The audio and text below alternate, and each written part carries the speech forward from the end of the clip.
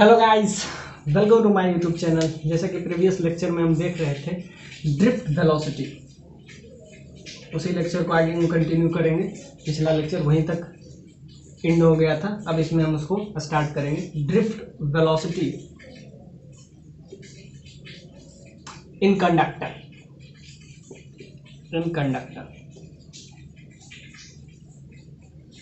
तो जैसा कि देख रहे थे फ्री इलेक्ट्रॉन, इधर ध्यान से देखिए, इलेक्ट्रिक फील्ड का डायरेक्शन कुछ इधर है। इसमें बहुत सारा कॉलिजन होता है जिसकी वजह से इसमें हीट एनर्जी प्रोड्यूस होता है। आपको निकालना है ड्रिफ्ट वेलोसिटी, मतलब एवरेज वेलोसिटी, आप उसको समझ सकते हैं। तो डी उसको वी डी से हम डिनोट करेंगे, ड्रिफ्ट वेलोसिटी को वी डी से डिनोट करेंगे। ये होता है current passing through this conductor. इस कंडक्टर के अंदर कुछ ऐसा नंबर ऑफ फ्री इलेक्ट्रॉन्स होते हैं जो मूव करते हैं, और उसके अपोजिट जो डायरेक्शन होता है वही डायरेक्शन करंट का होता है। तो I N E A into ए। अब एन क्या है, ए क्या है? ए हम बता चुके हैं, इसका एरिया ऑफ क्रॉस सेक्शन है। ए जो है एरिया ऑफ क्रॉस सेक्शन, ए आपका है एरिया ऑफ क्रॉस सेक्शन। ई क्या है? ई है इलेक्ट्रॉन, और एन जो है number of electron in per unit volume. Number of electron in per unit volume, in per unit volume. अब ध्यान से देखिए, एन का वैल्यू आपको पता है, ए का वैल्यू पता है, तो वी डी का वैल्यू हम निकालेंगे। इसी कहते हैं ड्रिफ्ट वेलोसिटी। हम क्या कर रहे थे, इसमें इलेक्ट्रिक फील्ड का जो डायरेक्शन है इस डायरेक्शन में होगा। इसमें बहुत सारा कॉलिजन होता है, क्योंकि डायरेक्शन जरूरी नहीं कि इधर ही हो। बहुत सारे फ्री इलेक्ट्रॉन्स होते हैं तो आपस में टकराते हैं, तो एनर्जी क्या होता है, लॉस होता है, जिसकी वजह से इसमें हीट एनर्जी प्रोड्यूस होता है। तो ये सब बात हम पहले कर चुके हैं, इसमें हम ज़्यादा टाइम नहीं खर्चा करेंगे। अब हम आते हैं, हमको क्या चाहिए, एल। अब ध्यान से देखिए, जैसा कि आपको पता है कि टी टाइम जो होगा, टाइम होता है L by V D. Simple सा बात है। टी जो है इसको कहते हैं टाइम ऑफ रिलैक्सेशन। ये जो टाइम आपका आता है इसको हम लास्ट में टॉ से डिनोट करेंगे, और उसको कहते हैं रिलैक्सेशन टाइम, या उसको एवरेज टाइम भी समझ सकते हैं। तो ध्यान से देखिए, इसका लेंथ हम एल ले लिए हैं, वी डी इसका क्या है, तो ध्यान से देखिए, L divided by V D that is equal to T. अब ध्यान से देखिए, यहाँ से वी डी का वैल्यू अगर हम निकालें तो क्या हो जाएगा, वी डी का वैल्यू हो जाएगा एल बाई टी। अब ध्यान से देखिए, वी डी का वैल्यू एक्चुअली में होता है, अब याद रखिएगा, V D is equal to N E. Simple सा बात है, E into electric field divided by M, और एक एवरेज टाइम को इसको टॉ से डिनोट करते हैं। अब यहाँ पे ये आपका आ गया वी डी, जिसको कहते हैं ड्रिफ्ट वेलोसिटी का वैल्यू। तो ड्रिफ्ट वेलोसिटी का वैल्यू क्या आ गया, ई क्या है, इलेक्ट्रॉन, ई क्या है, और दूसरा ई जो है कैपिटल ई जो है इलेक्ट्रिक फील्ड है, एम मास है, यानी कि वी डी का वैल्यू आपका आ गया।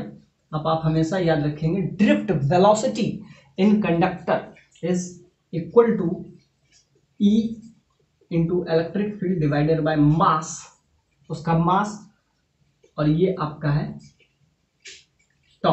अब टॉ क्या है, इस टॉ को कहते हैं relaxation time. Relaxation time, relaxation time, इसको रिलैक्सेशन टाइम बोलिए या एवरेज टाइम।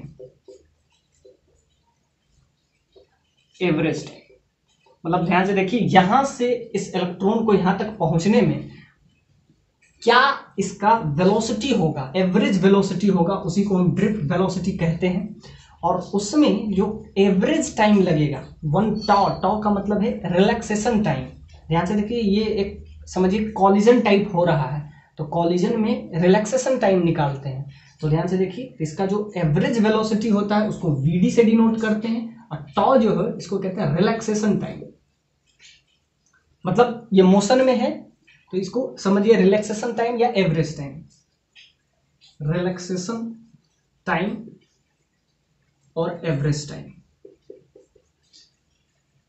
एवरेज टाइम तो ध्यान से देखिए टाउ का वैल्यू वीडी, अब ध्यान से देखिए यहाँ से हम क्या लेके आए थे, वीडी जो होता है, वीडी का वैल्यू यहाँ से आपका आ गया ये आप याद रखेंगे, ये आपको किधर से आया, ये आपको समझिए, ये रिजल्ट आप बस याद रखिएगा, कहीं भी आपको ये रिजल्ट एज ए यूज में आ जाएगा, बाकी हम इससे काम चलाएंगे।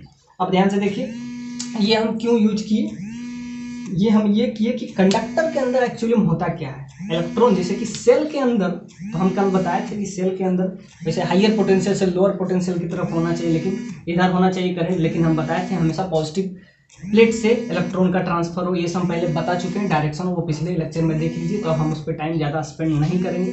तो ये हम बताएं कि इलेक्ट्रॉन में एक्चुअली में होता क्या है।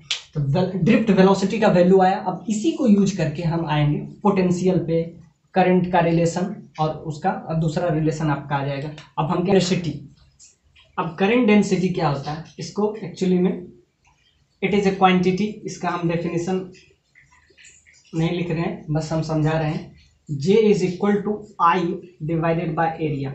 आप ऐसे भी समझ सकते हैं कि current per unit area, current या चार्ज, आप यहाँ पे जैसे current flow in per unit area is called current density. Electric current flow in per unit area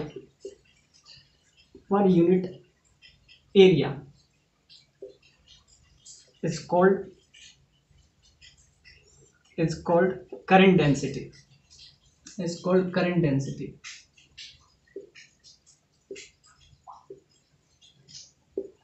अब इसको डिनोट किया जाता है J से, J is equal to I by A.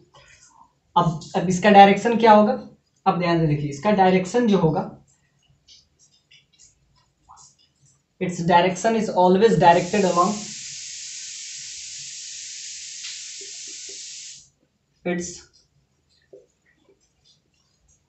direction is always along the direction of electric field, its direction is always along the direction of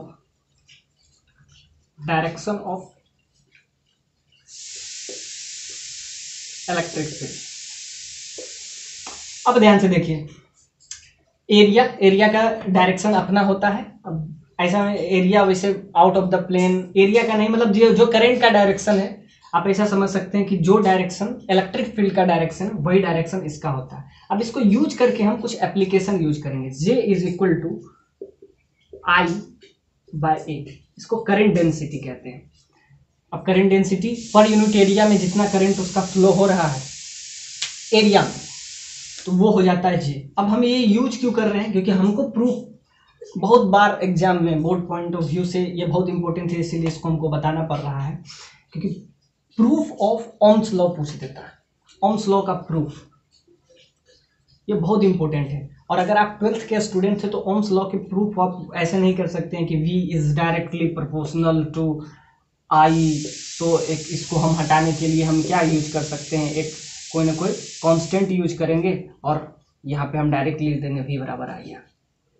ये proof अगर आप as a 12th class के student करते हैं, ये proof 10th class तक valid है, लेकिन जब आप 12th क्लास में आते हैं तो आपको ये पूरा वैलिड दिखाना पड़ेगा।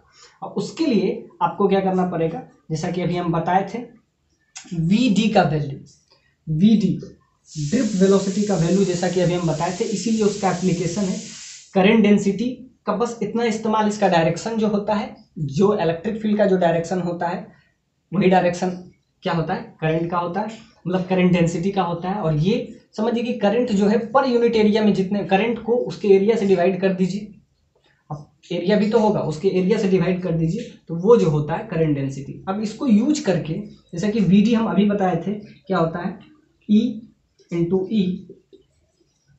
E for electron, E for electric field divided by मास। यहाँ पे हम एक रिलैक्सेशन टाइम लाए थे, टॉ का value, toe is a vector relaxation time या एवरेज टाइम। अब इसको हम यूज करेंगे, कि VD, अब जैसा कि VD के बारे में हम अभी बताए थे कि VD जो होता है I इज इक्वल टू, तो ये आपका है proof of Ohm's law.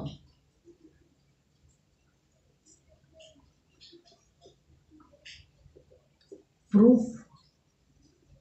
Of Ohm's law, ये बहुत बार बोर्ड में पूछ देता है, बहुत बार, इसीलिए इसको हम एक बार डिस्क्राइब कर ही देते हैं कि ओम्स लॉ का प्रूफ एक्चुअली में आता कहाँ से है। तो ध्यान से देखिए, करंट डेंसिटी हम देख लिए, अब इसको हम देखे थे NE इंटू एरिया, ये आया था। N क्या है? पर वॉल्यूम में, number of electron present in their volume, ये हम बताए थे। तो यहाँ से हम इसको मल्टीप्लाई कर देंगे तो क्या है, यहाँ से आ जाएगा आपका किस चीज़ का वैल्यू, यहाँ से आप मल्टीप्लाई कर दीजिए तो यहाँ से वैल्यू आ जाएगा I का। तो I का वैल्यू आ जाएगा, I का वैल्यू यहाँ से क्या हो जाएगा, I is equal to VD into NE into area. अब I के जगह पे हम यहाँ लिख देंगे, I के जगह पे आप ये वैल्यू लिख दिए तो एरिया से एरिया डिवाइड हो जाएगा, और बाकी I का वैल्यू अगर आप ये रखिएगा तो एरिया डिवाइड हो जाएगा। तो ध्यान से देखिए, J is equal to I का वैल्यू यहाँ से, कहाँ से, ड्रिफ्ट वेलोसिटी से, इसीलिए हम ड्रिफ्ट वेलोसिटी अभी हम बताए थे, उसका एप्लीकेशन यहाँ देखेंगे, प्रूफ ऑफ ओम्स लॉ। ये बहुत बार क्वेश्चन ये पूछ चुका है, इसलिए हम इसको डिस्क्राइब कर देते हैं। तो I बराबर यहाँ से आपका आ जाएगा VD क्या है, ड्रिफ्ट वेलोसिटी, N क्या है, number of electron per unit volume, तो N into E divided by area, और एरिया से एरिया देखिए कैंसिलाइज हो जाएगा। और अब हम क्या करेंगे, J is equal to VD into NE। कई बार ये रिलेशन भी आपसे पूछ लेता है, बस ये डायरेक्ट रिलेशन भी पूछ लेता है बहुत सारा एग्जाम में। सो ये इंपॉर्टेंट नहीं है कि प्रूफ तो सिर्फ बोर्ड पॉइंट ऑफ व्यू से इंपॉर्टेंट है, नहीं, इसका बहुत सारा जो वैल्यू है वो डायरेक्ट एज ए रिजल्ट याद रखना है। जैसे अभी हम बताए थे आपको VD का वैल्यू जो आपका आ रहा था E into electric field divided by mass into tau, ये कई जगह एज ए रिजल्ट ही याद होना चाहिए, क्योंकि फिजिक्स में कहीं से भी क्वेश्चन बन जाएगा। फिजिक्स में कोई ज़रूरी नहीं है कि आपको कहीं से भी लगे, तो ये बस रिजल्ट आपको याद रखना है। तो यहाँ पे हम क्या क्या देखें, अभी हम करंट डेंसिटी देखें, करंट डेंसिटी के हेल्प से हम यहाँ तक पहुँचे। अब VD का वैल्यू हम यहाँ पुट करेंगे, तो VD का वैल्यू हम पुट करेंगे तो ध्यान से देखिए, J का वैल्यू क्या हो जाएगा, J का वैल्यू क्या आएगा, I का वैल्यू यहाँ से पुट किए तो एरिया से एरिया कैंसिल हो गया, यहाँ से आपका आ जाएगा VD N इंटू E। अब VD का वैल्यू हम बस पुट करेंगे, VD का वैल्यू क्या है, इसीलिए VD का वैल्यू हम पहले निकाल लिए हैं, drift velocity E electric field divided by mass into N into E। तो ध्यान से देखिए, यहाँ से E स्क्वायर आ जाएगा, अभी आपका J चल रहा है, तो ध्यान से देखिए ये J क्या है, करंट डेंसिटी, तो यहाँ से आपका आ जाएगा E square electric field divided by मास, तो यहाँ से E स्क्वायर आ गया। अब हम क्या करेंगे, इसको थोड़ा सा और एक नया टर्मिनोलॉजी हम यूज कर देंगे जिसको कहते हैं रेजिस्टिविटी। अब रेजिस्टिविटी क्या होता है, रेजिस्टेंस तो सुने होंगे, रेजिस्टेंस में जो होता है वो रेजिस्टिविटी होता है, और जब उसका उल्टा हम करते हैं 1/r करते हैं तो वो क्या हो जाता है, वो एक्चुअली कंडक्टिविटी हो जाता है। सो raw L divided by A, इसमें ये जो होता है इसको कहते हैं रेजिस्टिविटी, क्योंकि ये रेजिस्टेंस के डायरेक्टली प्रोपोर्शनल होता है, इसीलिए इसको कहते हैं resistivity, resistivity of that material, resistivity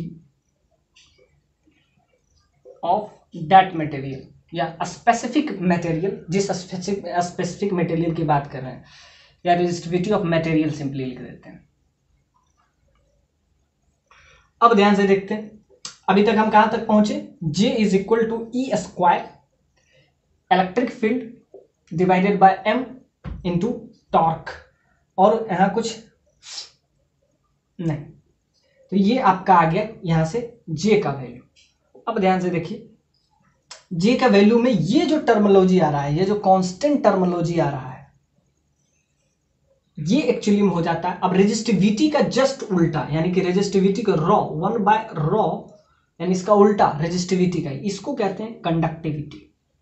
अब रेजिस्टेंस का उल्टा कंडक्टिविटी होगा, सिंपल सा बात है, जिसका रेजिस्टेंस कम होगा उसका कंडक्टिविटी ज़्यादा होगा, ये तो सिंपल सा बात है। यानी कि ये आपका हो जाएगा कंडक्टिविटी ऑफ मटेरियल। तो क्या देखें, रेजिस्टिविटी और कंडक्टिविटी। अभी तक जो हम रिलेशन लाए, अब उसको हम आगे थोड़ा सा एक्सटेंड करेंगे। तो ये आप याद रखिएगा, रेजिस्टिविटी कंडक्टिविटी वैसे भी पता होता है कि दोनों एक दूसरे का इनवर्सली प्रोपोर्शनल है। तो जे का वैल्यू आपका क्या क्या आ गया, E square electric field divided by M into torque, ये आपका जे का वैल्यू आ गया। अब ध्यान से देखिए, इसमें सारा चीज कांस्टेंट है, ई कांस्टेंट है, किसी का इलेक्ट्रिक फील्ड कांस्टेंट होगा, किसी का मास कांस्टेंट होगा, रिलैक्सेशन टाइम फिक्स होता है, यानी हर चीज कांस्टेंट है। अब ये जो कांस्टेंट है, इसको एक नया वैल्यू हम देते हैं, इसको कहते हैं कंडक्टिविटी। तो ध्यान से देखिए, ये रिलेशन एक दूसरे के इनवर्सली प्रोपोर्शनल होता है। और जैसा कि हम रिलेशन लेके आए थे अभी तक, J is equal to current density is equal to, वहां पे आपका आ रहा था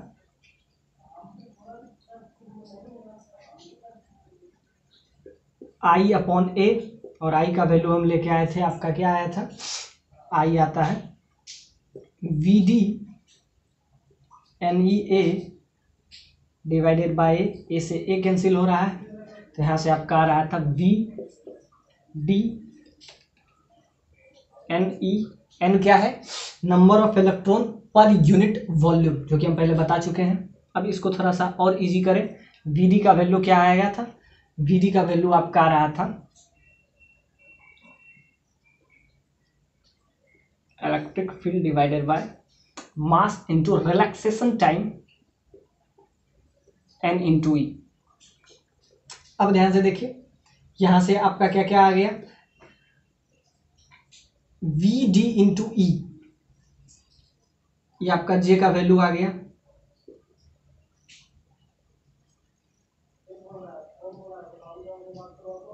J इज इक्वल टू, तो यहां से आप ध्यान से देखिए, ई स्क्वायर आपका आ गया electric field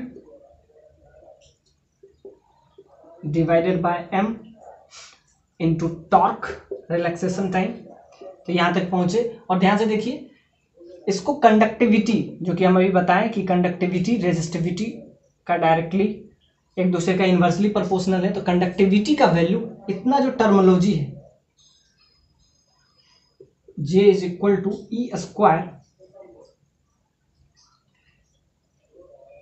raw divided by M into E, ये जो टर्मोलॉजी है, इसको एक नया वर्ड हम देते हैं, इसको कहते हैं कंडक्टिविटी। कंडक्टिविटी रेजिस्टिविटी के क्या है, इनवर्सली प्रोपोर्शनल है। और आप ध्यान से देखिए, अब इसको थोड़ा सा और इजी करते हैं। आप ऐसा समझिए कि एक कंडक्टर हम लिए हैं जिसका क्रॉस सेक्शन एरिया ए है, इसका क्रॉस सेक्शन एरिया आप समझिए ए है, इसका लेंथ एल है, जिसमें हम ये ओम्स लॉ को प्रूव कर रहे हैं। ओम्स लॉ का एक और प्रूफ है, वो बेसिक सा प्रूफ है, जो कि आप प्रीवियस क्लास में पढ़े होंगे। V इज डायरेक्टली पर पे क्या, उसका area of cross section A है, लेंथ L है, तो यहां से आपका आ जाएगा J is equal to,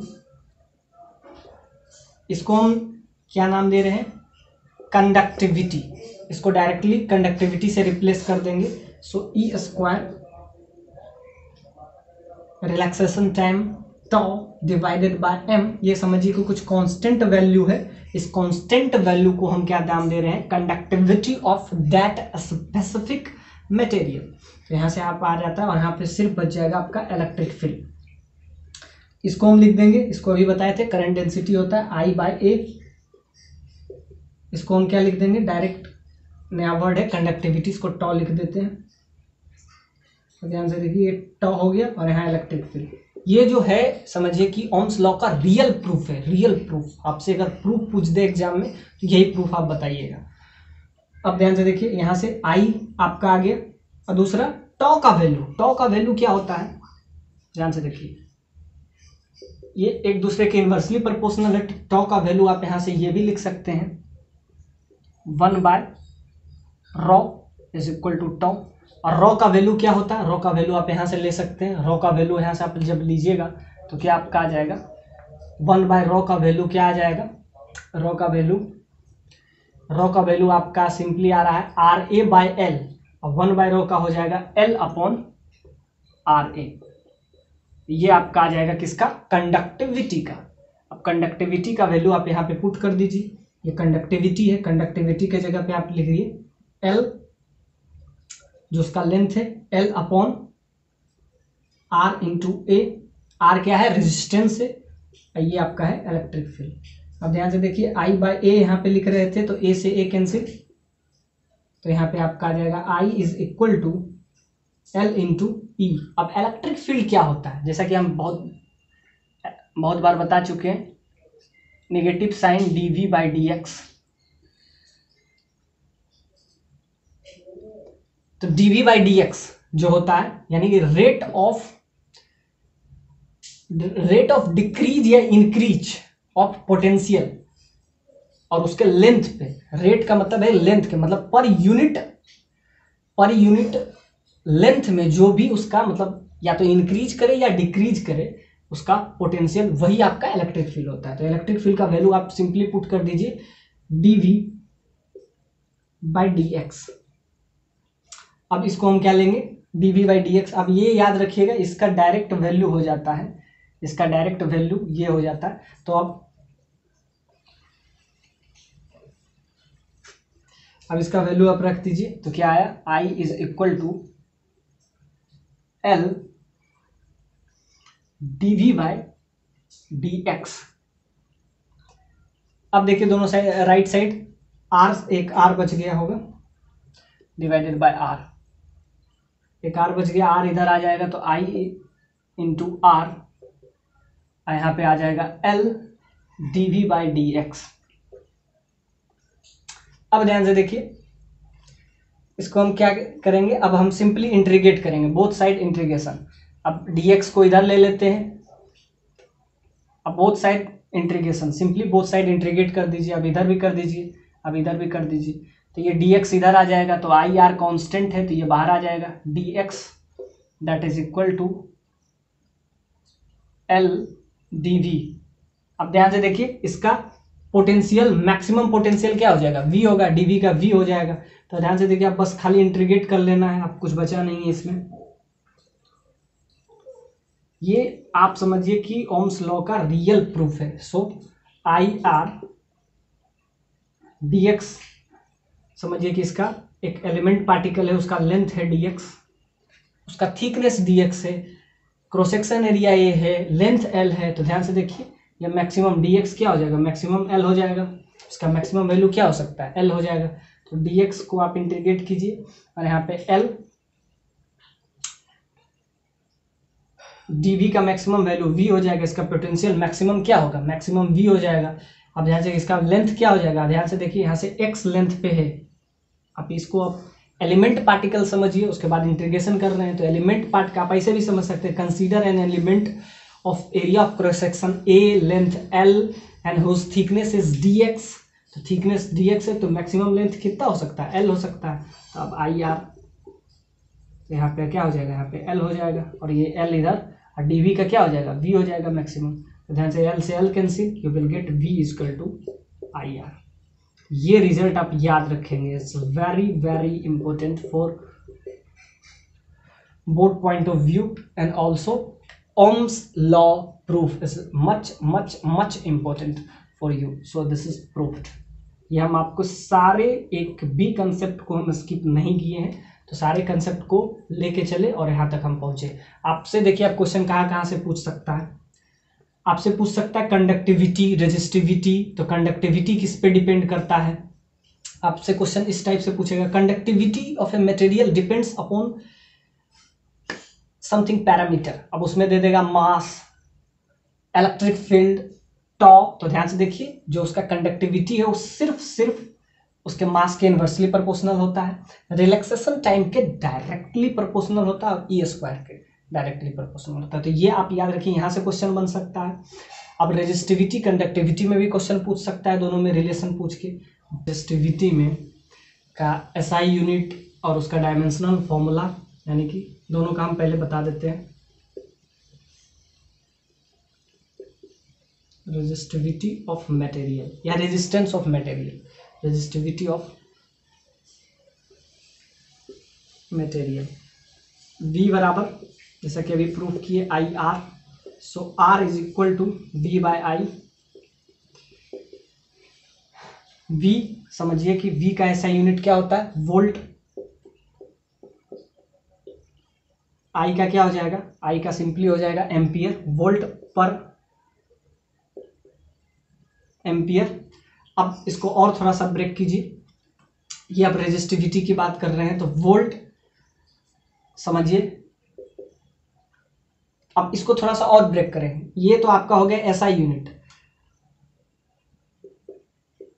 SI unit of resistance,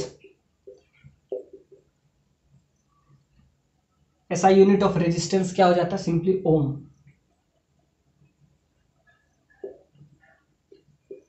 याद रखिए, इसको डिनोट किससे किया जाता है, इस टाइप से डिनोट किया जाता है, ये उसका क्या है, सिंबल है। तो याद रखिएगा रेजिस्टेंस का जो एसआई यूनिट है। अब इसको डायमेंशनल फॉर्मूला अगर इससे पूछे, एसआई यूनिट सिंपली ओम है।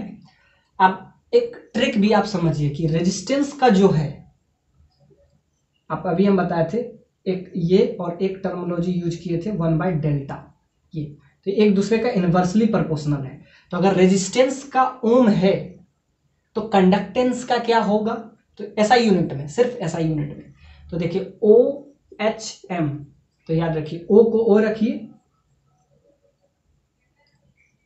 सिंपल सा बात है, उल्टा कर दीजिए MHO, तो उसका हो जाता है महो।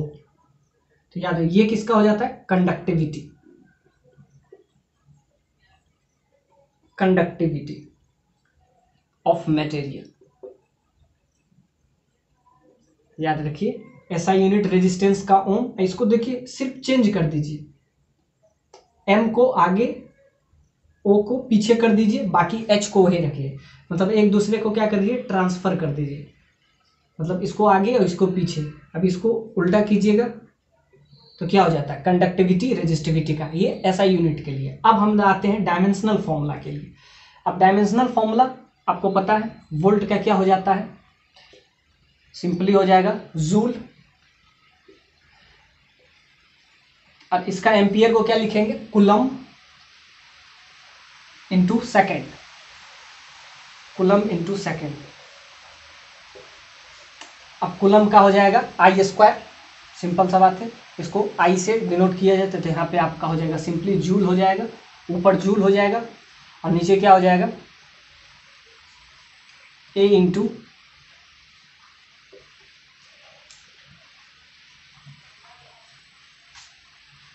आप इसको कैसे समझ सकते हैं, कुलम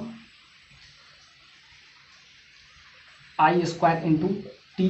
अब देखिए जूल का आपको पता है क्या होता है, ML स्क्वायर T-2, और यहाँ पे आपका क्या है, सिंपली एक टी आप ऊपर जाएगा तो आई स्क्वायर इंटू टी।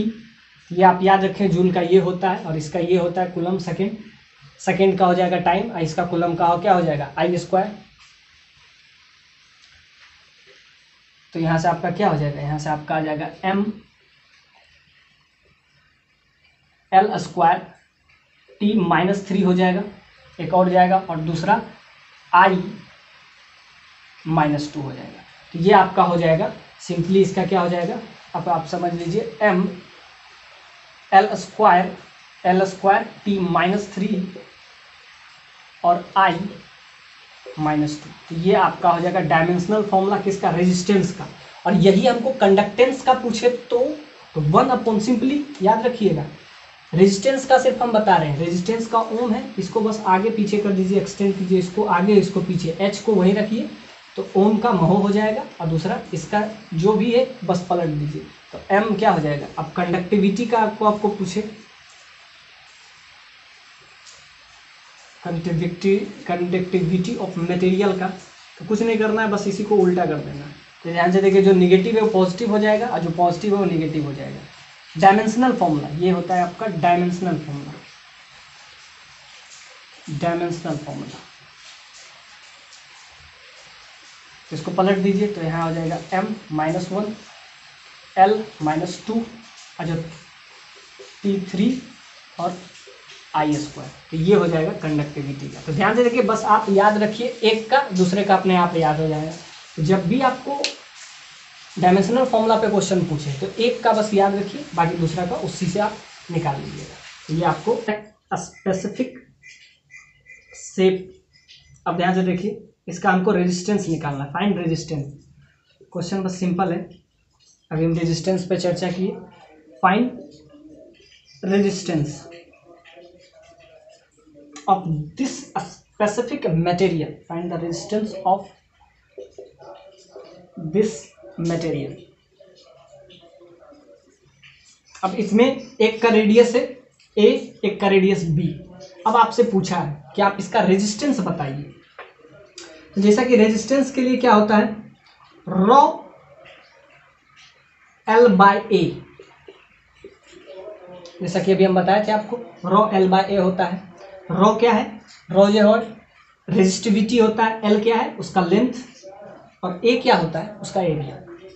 देखिए इस क्वेश्चन में आपको ऐसा कुछ देखने को मिलेगा नहीं कि आप आर का वैल्यू बहुत इजीली ले पाए। क्यों? क्योंकि रॉ L/A, ना तो इसका एरिया कहीं कांस्टेंट है, ना इसका लेंथ कहीं कांस्टेंट है। इसीलिए हम ये क्वेश्चन लेके आए हैं कि एरिया, आप किस पॉइंट का एरिया निकालिएगा। इसमें एरिया भी बढ़ रहा है, लेंथ भी बढ़ रहा है। तो जब एरिया बढ़ रहा है, लेंथ भी बढ़ रहा है, ना लेंथ कांस्टेंट है ना एरिया कांस्टेंट है, एरिया भी बढ़ रहा है, लेंथ भी बढ़ रहा है, तो आप क्या कीजिएगा। आइए हम देखते हैं इस टाइप का क्वेश्चन को किस टाइप से डील करते हैं। ये बहुत ही बढ़िया क्वेश्चन है, इस टाइप का क्वेश्चन बहुत बार पूछा जाता है। अब इसको हम शुरू करेंगे। अब ध्यान से देखिए, एक जब भी आपको इस टाइप का प्रॉब्लम दिखे तो हम एक ही चीज़ करते हैं, इंटीग्रेशन। पूरा का पूरा फिजिक्स में हम बहुत जगह इंटीग्रेशन यूज करेंगे, इसीलिए हम इंटीग्रेशन के लेक्चर को हम पहले ही डाल दिए हैं। शायद मैथ पॉइंट ऑफ व्यू से भी आपके लिए इंपॉर्टेंट रहेगा, बाकी फिजिक्स के लिए तो पक्का बिना इंटीग्रेशन के आपका कोई भी प्रॉब्लम सॉल्व नहीं होने वाला है, क्योंकि कुछ भी कांस्टेंट नहीं है। Everything is varying with time. Time का वेरिएबल होता है, टाइम का फंक्शन होता है बहुत सारे। अब इसमें देखिए एरिया जो है, अब इसमें हम एक क्या लेंगे, कंसीडर एन एलिमेंट। हर बार हम यही करते हैं। अब यहाँ पे हम एक एलिमेंट कंसीडर करेंगे, तो क्या करेंगे, simply consider an element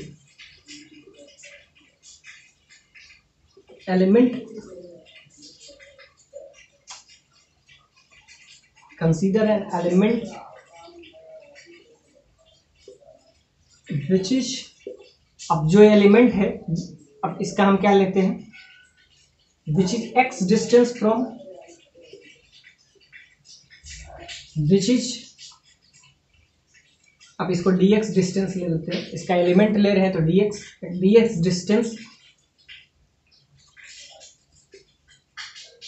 from radius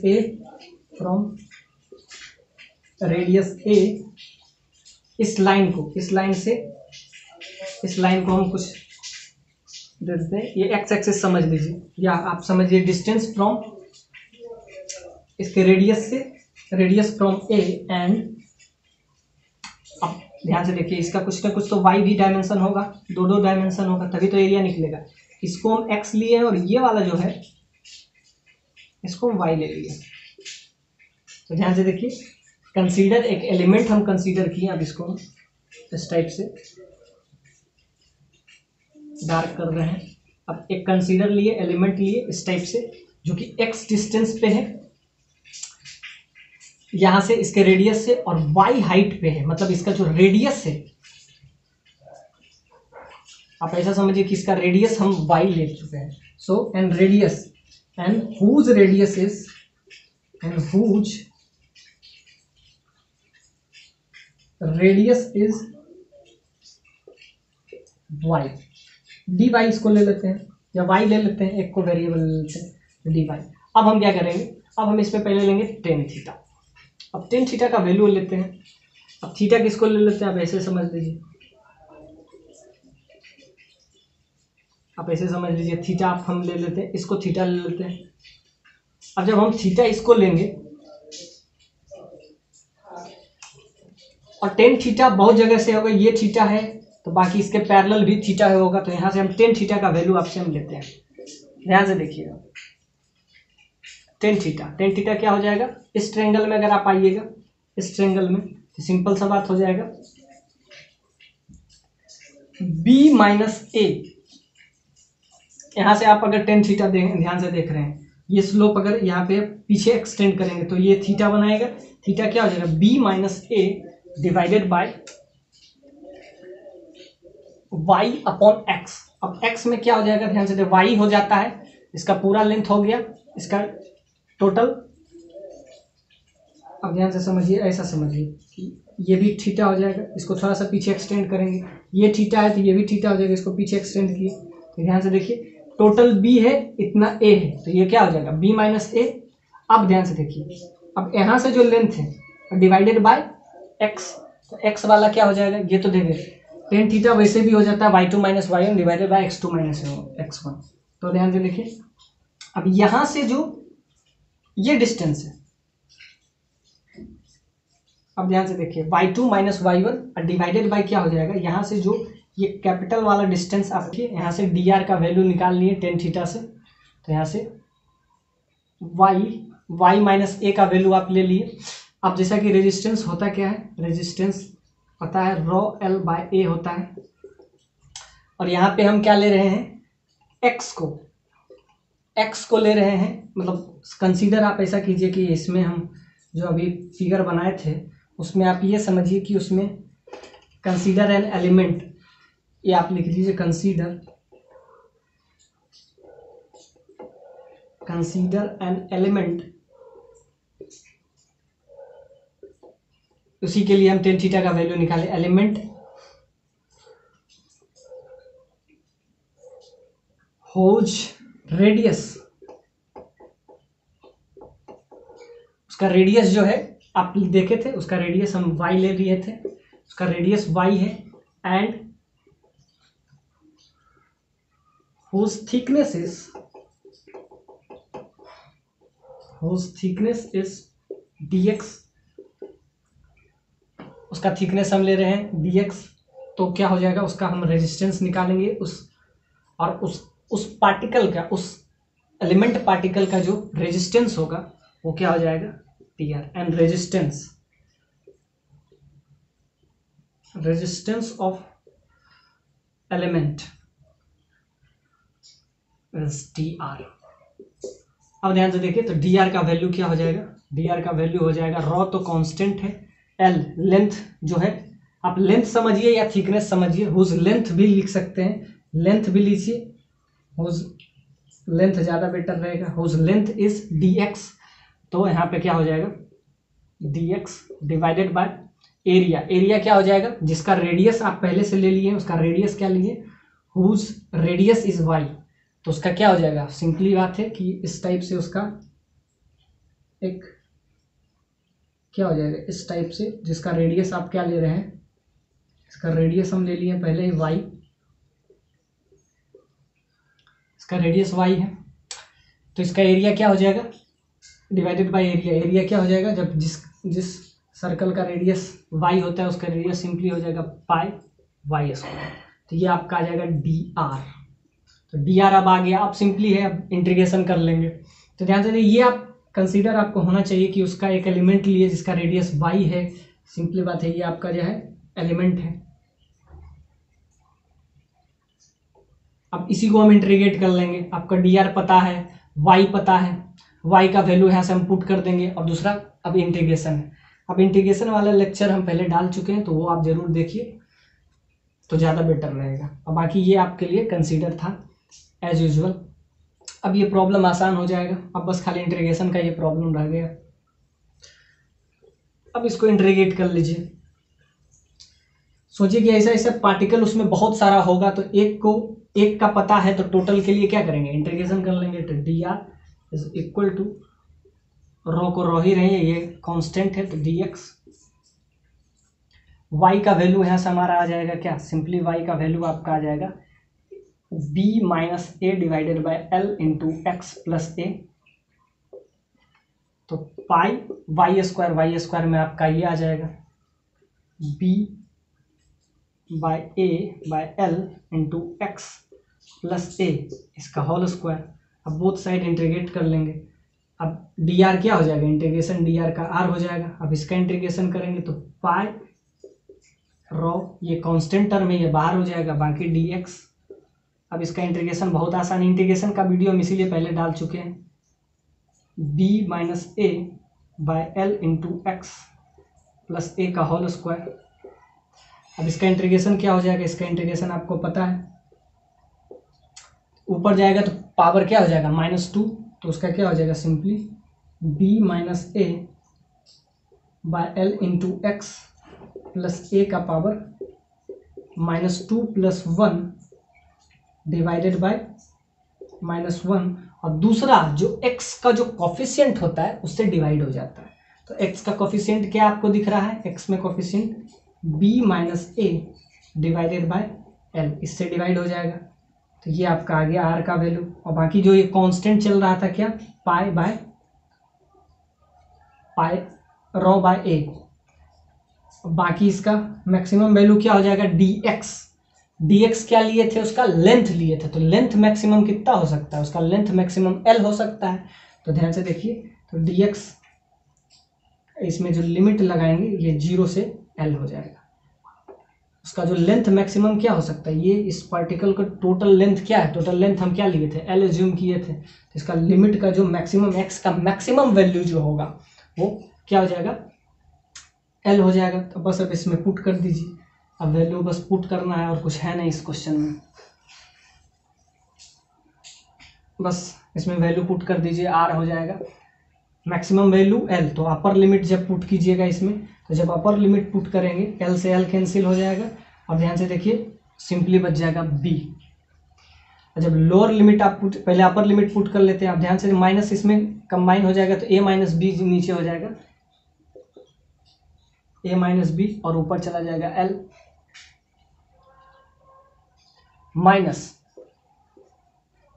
minus lower limit जब हम 0 पुट करते हैं, जब 0 पुट करेंगे तो ये पूरा टर्मिनोलॉजी खत्म हो जाएगा।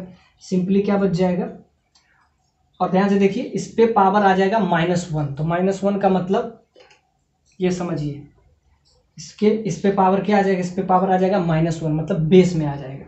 तो बेस में आ जाएगा। और दूसरा ये तो कांस्टेंट है, तो ये कांस्टेंट वाला हम पहले ऊपर कर लेते हैं।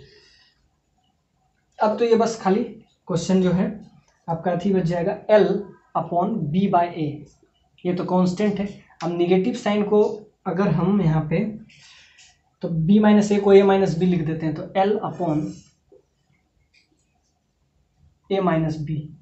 और दूसरा एक और कांस्टेंट चल रहा था क्या, रॉ बाय ए, तो इसको रॉ बाय पाई, ये कांस्टेंट था, बाकी तो सारा वेरिएबल है। तो ध्यान से देखिए, एक बार हम L पुट करेंगे तो A से A कैंसिल, सिर्फ बचेगा B, तो 1/B। और जब हम क्या पुट करेंगे 0, तो जब 0 पुट करेंगे तो सिंपली बच जाएगा A, तो 1/A। 1/A समझ रहे हैं, क्योंकि ये देखिए इस पे पावर -1 है, तो ये आप समझ लीजिए। तो यहाँ से आपका आ जाएगा R = L/A minus B raw by pi. अब इसको इजी कीजिएगा तो यहाँ से आपका आ जाएगा A माइनस बी, यहाँ divided by A minus B cancel, that is equal to rho L by pi into AB। ये आपका हो गया इस क्वेश्चन का answer. So this is the required resistance of this problem. Hopefully this is a good problem.